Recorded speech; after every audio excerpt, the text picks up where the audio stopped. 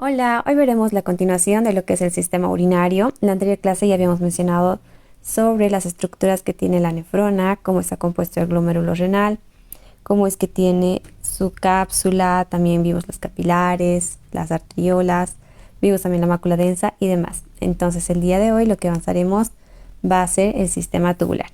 Como pueden ver aquí en este diagrama, nosotros tenemos a la nefrona donde vamos a encontrar su corpúsculo renal, el túbulo contorneado que es próximo a este es denominado túbulo contorneado proximal y posteriormente veremos al asa de Henle. Anteriormente se le denominaba, por ejemplo, esta porción la porción gruesa del asa de Henle y en otros libros lo dicen como el túbulo recto proximal. Se continúa entonces con la rama descendente, que en este caso es delgada, y la rama ascendente, que también es delgada. Posteriormente tenemos al túbulo recto distal o también porción gruesa del asa de Henle. Y aquí tenemos otra vez un túbulo contorneado, que en este caso es el túbulo contorneado distal, que se va a continuar con los túbulos colectores y por último va a llegar al conducto colector. En esta diapositiva vamos a estudiar las diferencias estructurales y funcionales que tienen los túbulos contorneados. Tenemos entonces en este lado al proximal y en este otro al distal. Ambos van a estar compuestos o formados por células cúbicas y la diferencia que tienen entre una y otra es, por ejemplo, el borde apical. Como pueden observar aquí, este va a tener un borde en cepillo a diferencia del otro, como también va a tener, por ejemplo, estriaciones basales que no se los puede observar aquí, pero este va a tener estrías a este nivel.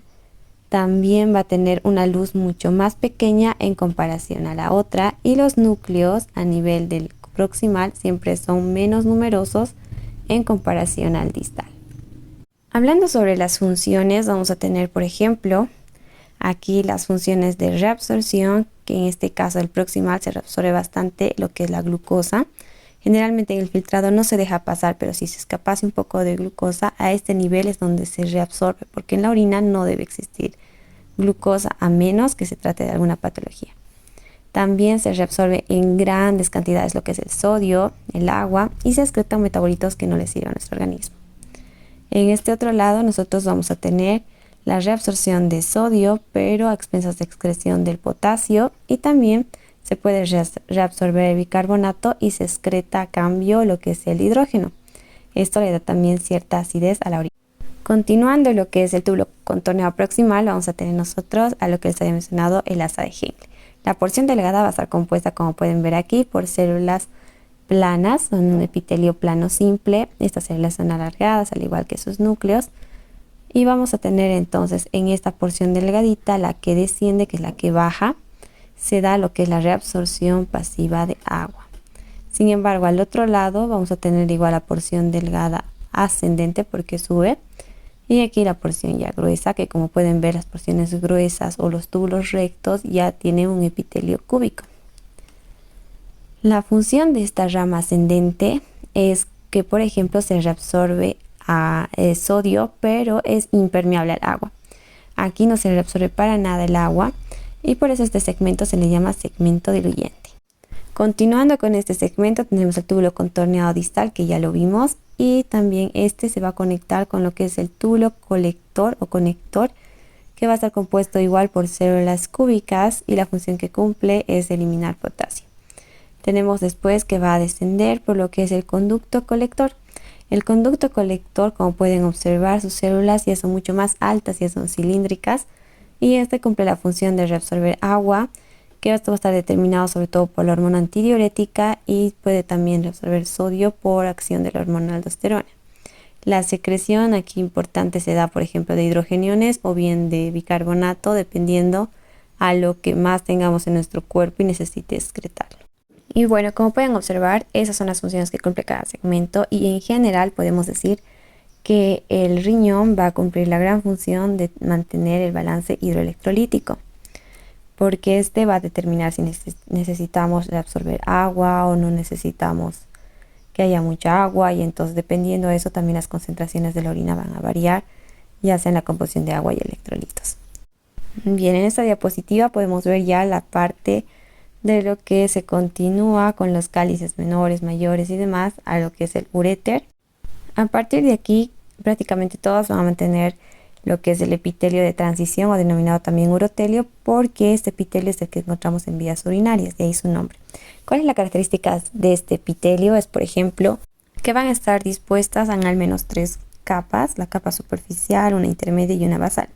La basal, obviamente, como pueden ver aquí, va a estar compuesta por células pequeñitas que son medio redondeadas y esas no van a llegar a la zona apical. Y luego tenemos a la intermedia, donde aumenta un poquito el espesor. Y por último tenemos a las que son de la capa superficial, que son las más importantes y las que le dan esa característica. Como pueden observar aquí, dependiendo a que si está distendido o no, van a tener distinta forma. Esta forma que van a adoptar estas células superficiales, que lo hacen como en cúpula o a manera de sombrilla, otros lo denominan también células en paraguas, es lo que le da la característica tanto fisiológica como también nos va a servir para poder reconocerlo cuando veamos unas placas. Entonces se las suele observar así como unas células redondeadas que pueden llegar a tener 1 hasta 2 núcleos. Y bueno, continuando ya con lo que es cada característica de cierto segmento, vamos a empezar con lo que es el uréter. Este va a tener su mucosa, obviamente el epitelio de transición. Debajo podemos observar aquí su muscular, que a diferencia del esófago, que igual hace una mucosa que tiene varios pliegues, la muscular nos va a ayudar a diferenciarla, porque en la muscular la disposición de esta va a tener una capa interna longitudinal y una capa externa circular. Es inverso a lo que encontramos nosotros en el aparato digestivo. Por último tendremos su adventicia, que la va a cubrir por completo.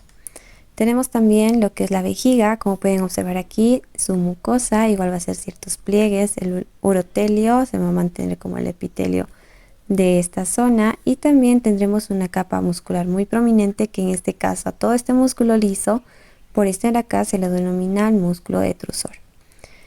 Tendremos también una capa de adventicia que la va a rodear, pero esta capa adventicia no la va a hacer por completo, sino que va a haber un segmento que va a estar compuesto por la serosa, y las zonas que van a estar con serosa, que son células planas, vamos a tener a la parte superior de laterales y la cara posterior de lo que es la vejiga.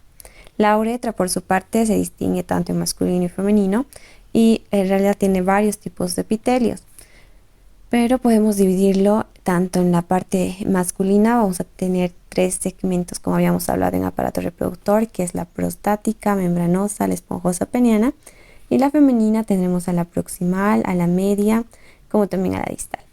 Entonces los he puesto paralelas para que veamos los epitelios que se asemejan en los mismos segmentos. Por ejemplo, en la prostática o también en la parte proximal de la uretra femenina, nosotros vamos a tener un epitelio de transición o también llamado urotelio. En cambio, en la parte membranosa de lo que son la uretra masculina y lo que es la parte media, la parte más larga de la uretra femenina, nosotros vamos a tener un epitelio cilíndrico pseudoestratificado o puede ser un cilíndrico estratificado. Y la última porción, que es la porción esponjosa o peniana en el caso de los varones, y la porción distal que llega casi al meato urinario en el caso de las mujeres, vamos a tener un epitelio cilíndrico estratificado que cambia hacia la última porción a plano estratificado no queratinizado. Y bueno, eso es todo sobre el sistema urinario. Hola, hoy veremos la continuación de lo que es el sistema urinario.